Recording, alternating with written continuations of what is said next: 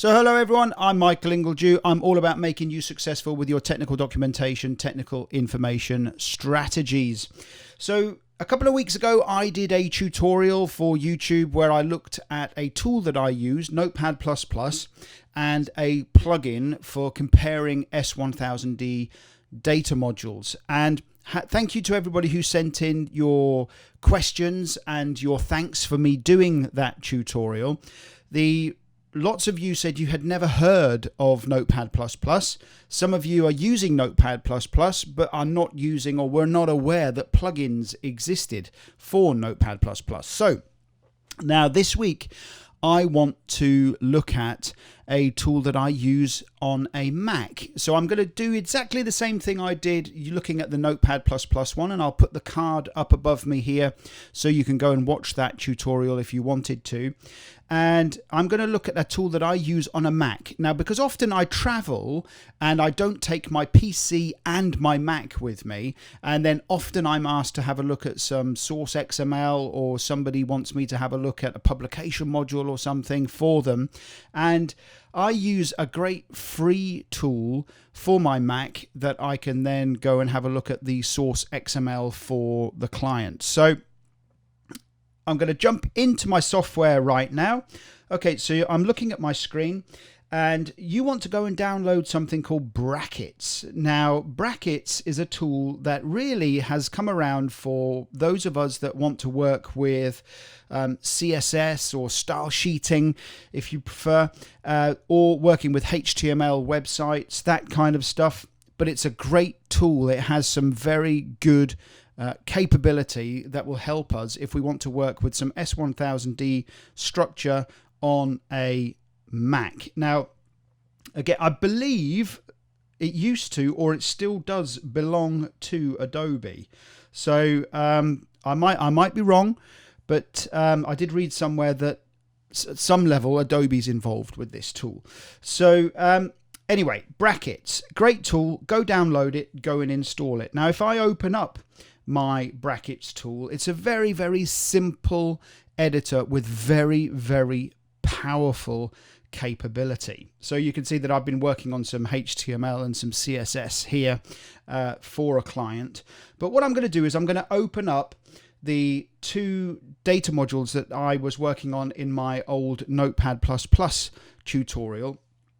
And automatically you can see that, again, very similar to Notepad++, we have the two modules here that have actually been opened up. Now, what I want to do is I want to have what is known as a vertical split. And on the left-hand side here, you can see now that I can decide which and where I want to place my structured documents. So I'm going to select the bottom one here, and I'm just going to drag it down to say I want that one on the right-hand side. And now you can see that we have the data modules that I want to compare on screen left and right. Now I can create a little bit more room for the real estate here.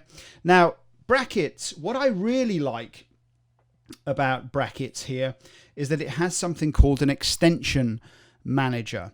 Now, what you do is you load up the extension manager, and what it does is it allows you to go off and search for any extensions that exist. So it's actually got a whole GitHub behind this that is actually the community creates these plugins and puts them up there.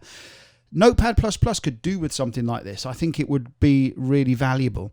So in here, I can type in the plugins that I want to use, and I use something called Brackets Compare. And I also use a plugin called Beautify, which is actually makes it look a little bit more Notepad++y. I've already installed my Compare plugin, so you just need to go off and do that. There's lots of other things available for Brackets, things like themes and all that kind of stuff, so you can get to make this look like a real nice tasty editor. And now on the right hand side, you can see over here that we now have the ability to show differences in this particular document. So I want to compare this document to this document, and I'm just going to hit compare. The only thing I don't like about this is that what it's done is that it's changed the whole thing to white with this kind of yellow identification area for the actual changes. Now, all I've done is, unlike Notepad++, Notepad++ tells us what's been added and what's been deleted. This actually just says to us, look, here's the content that has been changed, and we can see that the green on the left here has been identified with red over here, where in Notepad++ the actual yellow highlight here is a slightly different color. My understanding is that we can change the way that this works due to its open nature, and the way that we can get in there and actually edit how this tool works itself through style sheets. But I'll look at that for another tutorial. So you can see on the left hand side we have where in the data handling here I actually deleted the text here, and it's showing me that it exists over here, doesn't exist over here.